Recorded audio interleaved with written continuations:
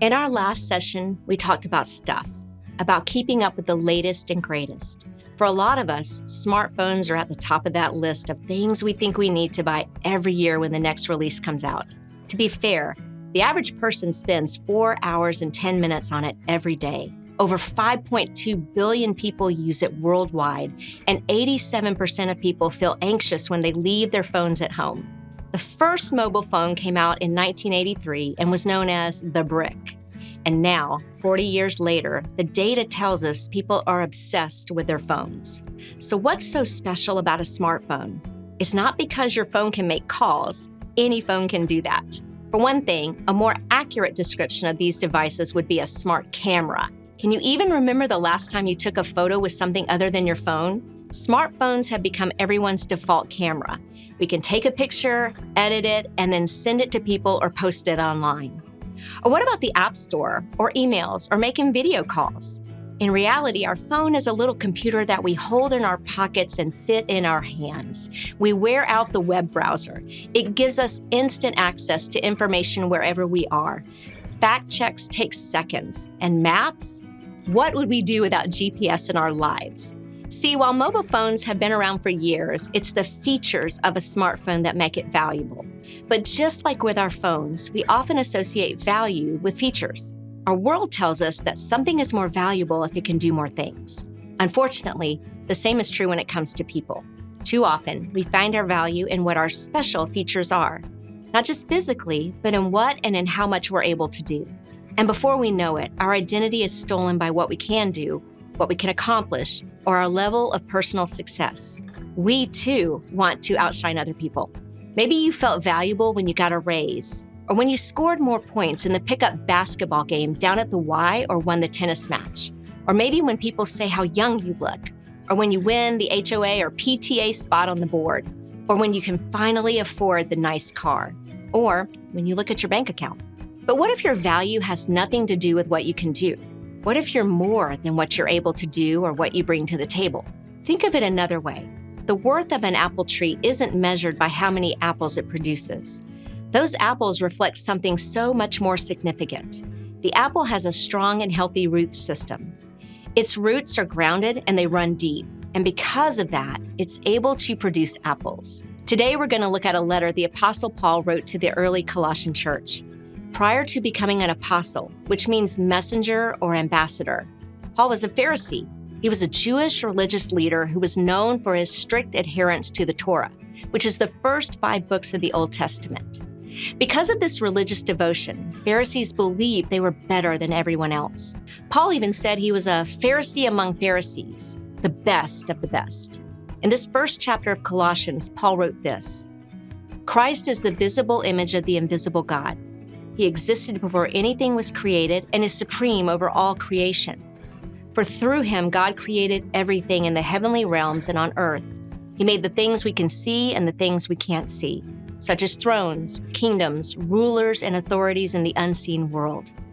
Everything was created through him and for him. Throughout Jewish history, God has always been a big and somewhat ambiguous, powerful being, but no one actually knew what God was truly like. That is, until Jesus gave us a physical image of the invisible God. But Jesus wasn't created. He's always existed, even before the universe began. And Paul wrote that everything God created in heaven and on earth was created through Christ. When it came to talking about creation, Paul would have been very familiar with the creation account in Genesis. After all, Paul had been a Pharisee, which meant he had memorized the first 5 books of the Bible.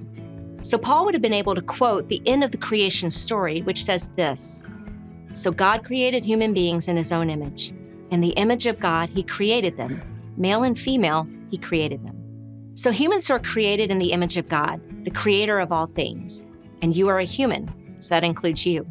You are created in the image of your creator. But you might be thinking, what does this mean to me? Why is this important? And those are fair questions. It's important because God created you and me in his spiritual likeness on purpose. When God created you, he declared, you are chosen. You have a purpose. You are seen by God. You are known by God. You are cared for by God. You are a child of God. You are understood. You are forgiven. You are saved by grace, not by works. You are a masterpiece created in Christ Jesus. God designed you, made you, and chose you. You are his masterpiece. And contrary to what the world tells you, your value is about whose you are. You are not defined by your success because you are more than your success. We live in a world where nonstop is normal, where accomplishments equal importance. One of the first questions we get asked when meeting someone is, "What do you do?" But we must fight or change our perspective and understanding of what informs our value. Because the world has told us that what we do defines who we are. We have to fight not to let success steal our identities. Because if we believe the world's view on our value, well, what about when the inevitable happens? You lose your job. You can no longer play on the team. You don't make the board. You didn't get into the graduate program. You get passed over for the promotion. You don't qualify for the loan to buy the house of your dreams. The list is endless. While those things can make us feel defeated and disappointed, we are still more than our success. Now, changing our perspective is easier said than done. I've experienced working for decades in hopes of achieving the next big job. I was in line, had the relationships, I'd performed, I had excelled in my job, I had gotten the praise, people noticed. But when budget cuts were looming, I was still on the list. I was shocked, embarrassed. I was confused. I didn't know who I was without my job and the goals surrounding it. I felt like I failed and no longer measured up. For months, I had to fight to remember what was true. I had to make a choice daily to repeat what God says about it. I had to reorient my perspective, recognize the lies, and remember who created me. It was tough, but not impossible. And maybe this is where you are. Maybe you can relate. But consider this. Think about a big, beautiful, majestic mountain. We have them all over the world. They're stunning and imposing on clear, sunny days. But what about when it's cloudy? What about when we only catch a glimpse of a mountain's peak? Well, it doesn't make the mountain any less beautiful. In the same way, even when the world can't see your success, God sees your substance. He sees you. The mountain doesn't lose its majesty just because it's hidden in fog. And your value doesn't vanish when people may overlook that value. God's view of you has never changed. You are his handiwork, formed, loved, and lifted, whether the world applauds you or overlooks you. But the reality is that it's not easy to shift our identity from doing to being. Doing makes us feel like, well, we're doing something. But being? For many of us, that lacks a crucial component for value: performance. In fact, some of us are trying to unlearn years of believing that we are valued for what we do, and this perspective won't change overnight. So where do we start? First, ask yourself this: what happens if I find value solely in what I do? If doing is what makes me valuable, what happens when I'm not doing that thing? Who am I then? And then consider, is it possible for me to find my worth in something that lasts forever as opposed to something that ends? Even the greatest professional athletes and most accomplished CEOs retire at some point. So there needs to be a basis of worth that goes beyond what you do. Imagine how much better, how much more secure it would feel to have your worth built on an eternal, never-changing foundation. Of course, we've been created with incredible skill sets and the ability to accomplish amazing things. God gave us a drive to try new things, to be great at what we set out to do, and to have success. Those are all very normal, God-given things in how we've been created. We can celebrate with one another and cheer each other on. When we do get the promotion, we can both be excited and proud. Yet in the way that mountain isn't more valuable without the clouds in the sky, the same is true for you. In moments of success, you're not suddenly more worthy than the next person. Your identity and worth and value have not changed.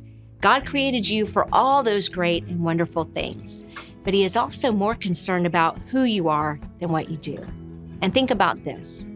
If you knew that your worth won't change based on how well you do, how much more peace or joy would you have? There's no downside to seeing your value through God's eyes. And then consider this. Where do you see God's identity in the people around you?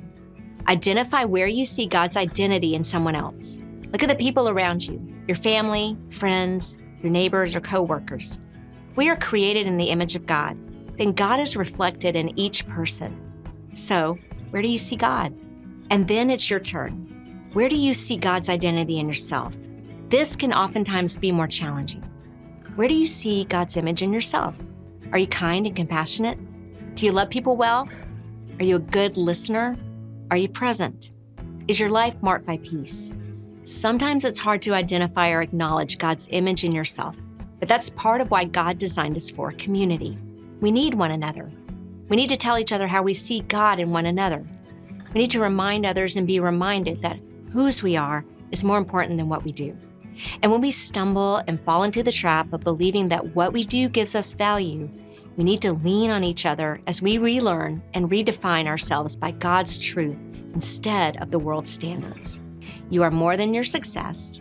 You are loved, valued, created on purpose for a purpose, apart from what you do.